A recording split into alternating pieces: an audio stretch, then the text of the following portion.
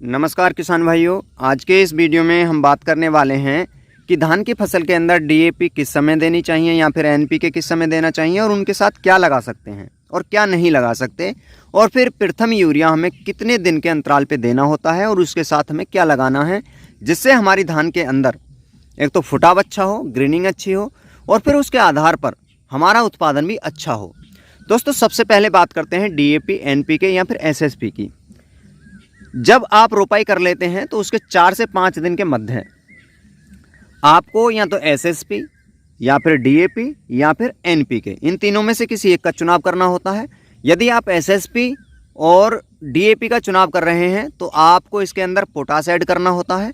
यदि आप एनपीके लेते हैं तो फिर उसमें पोटास की आवश्यकता नहीं होती है। दोस्तों, बात करते हैं इनके साथ क्या कॉम्बिनेशन है जो धान की फसल के लिए अच्छा है। यदि आप एनपीके, डीएपी, एसएसपी के साथ किसी भी प्रकार का माइक्रोराइजा लेते हैं वो कॉम्बिनेशन अच्छा है। यदि आप इसके साथ कोई ह्यूमिक, फ्लूविक, सीविड्स वगैरह में से लेते हैं वो भी कॉम्बिनेशन अच्छा है। कोई इंसेक्टिसाइड लेते हैं वो भी कॉम्बिनेशन अच्छा है।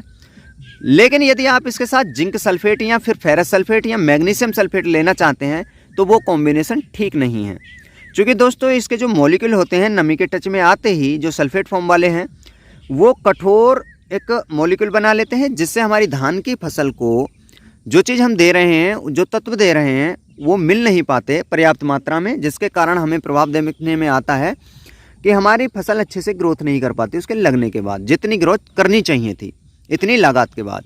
तो दोस्तों, ये तो बात हो गई हमारी डीएपी, एसएसपी या फिर एनपीके को लेकर के। अब हम बात करते हैं प्रथम यूरिया की। प्रथम यूरिया 15 से 20 दिन के अंदर लगाना होता है, चूँकि यही समय होता है अधिक ट्रिलिंग कराने का, क्योंकि इस समय जड़ पूर्ण रूप से विकास कर रही होती हैं और फिर जो कल्ले होते हैं उनकी संख्या आनी शुरू हो जाती है। यदि हम इसी समय पर यूरिया के साथ में जिंक सल्फेट, जिसमें सल्फर और जिंक दोनों होता है, चूँकि धान के लिए सबसे ज़्यादा आवश्यकता जिंक और सल्फर की ही होती है, और साथ में आप अगर डीएपी के साथ कोई भी चीज़ नहीं लगाई है, जैसे ह्यूमिक, फ्लूविक या सीवीड्स वाले कॉम्बिनेशन कोई उत्पाद हो उसकी, तो आप यूरिया के साथ इसे भी रखें। और यदि आपने डीएपी के साथ माइक्रोराइजा भी नहीं लगाया तो उसे भी ले सकते हैं। यदि सीवीड्स, ह्यूमिक एसिड या फिर फ्लूविक एसिड वाले जाइम हो वो ले रहे हैं तो आपको माइक्रोराइजा नहीं लेना है। और दोस्तों, ये दो चीज़ लेने के बाद जिंक सल्फेट, यूरिया और कह सकते हैं कोई इंसेक्टिसाइड लेना चाहते हैं जैसे फर्टेरा हो गया आधे किलोग्राम प्रति बीघे की दर से, या फिर आप लेना चाहते हैं कार्टाप हाइड्रोक्लोराइड तो 1 किलोग्राम प्रति बीघे की दर से लें। यदि आप लेना चाहते हैं रीजेंट तो उसे भी 1 किलोग्राम प्रति बीघे की दर से लें। चूँकि दोस्तों इंसेक्ट से अपनी फसल की सुरक्षा करना बहुत ज़रूरी है। कई बार देखने में आता है कि धान की जड़ को इंसेक्ट काटते हैं, जिससे हमारे धान की ग्रोथ अच्छी नहीं हो पाती है। तो आप यूरिया, जिंक सल्फेट, कोई भी इंसेक्टिसाइड, यदि डीएपी के साथ कोई माइक्रोराइजा या जाइम नहीं दिया है तो इस समय भी ले सकते हैं।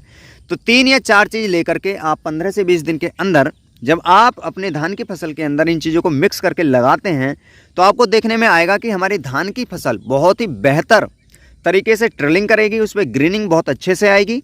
और यदि इंसेक्टिसाइड ले लेते हैं तो उसमें जो इंसेक्ट होते हैं जैसे पत्ता लपेटक हो गया, चोटी वेदक हो गया, या तना काटने वाली चीज़ें होंगी, दीमक हो गई या फिर लट होगी, इस प्रकार से सभी कीटों पर हम कंट्रोल कर लेते हैं और फिर हमारी धान की फसल कुछ इस तरीके से ट्रिलिंग करती हुई आपको दिखाई देगी।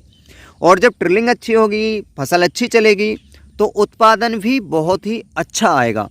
तो दोस्तों, आप बिल्कुल भी टाइमिंग को मिस ना करें, क्योंकि खेती के अंदर टाइमिंग का बहुत बड़ा रोल होता है। यदि आप चीज़ें एकदम से लगा लेते हैं, क्योंकि कई सारे किसान भाई ये करते हैं कि 2 से 3 दिन के अंदर डीएपी या एनपीके या एसएसपी मार दिया खेती के अंदर, फिर अगले 2 से 3 दिन में यूरिया और जिंक सल्फेट वगैरह बखेर दी।